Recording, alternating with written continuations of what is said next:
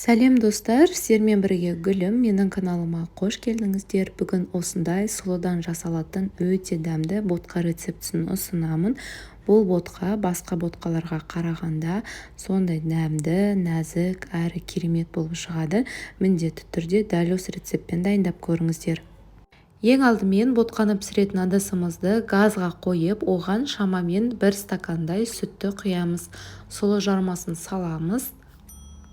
Жақсылап араластырамыз. Үнемі осылай араластырып отыру қажет, себебі ботқамыз қоюланып, асты жабысып қалуы мүмкін. Сол себептен осылай үздіксіз араластырып отырамыз. Мінекей видеода көрсетілгендей ботқамыз қоюлана бастаған уақытта оның отын баяулатып, қалған сүттің барлық мөлшерін толықтай осы ботқаның үстіне құямыз. Ботқаның дәмді әрі нәзік болып шыққанын қаласаңыздар, онда сұлы жармасын пісірмес бұрын оны блендердан өткізіп сақтап алуға кеңес етемін.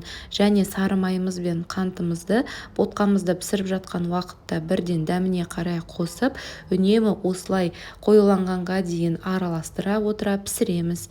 Біздің ботқамыз дайын болған уақытта ол осылай қоюланып, жақсы болып шығады.